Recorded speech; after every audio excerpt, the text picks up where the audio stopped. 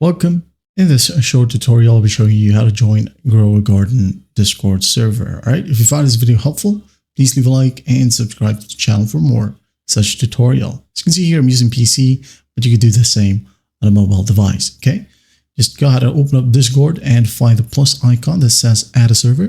Just click on it. Now go ahead and go to the bottom and click on join a server. Click on it and click on this search box, find Grow a Garden.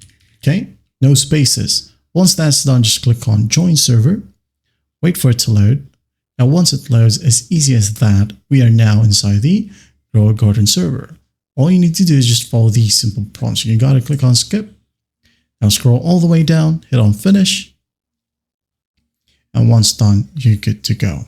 Okay, that is it.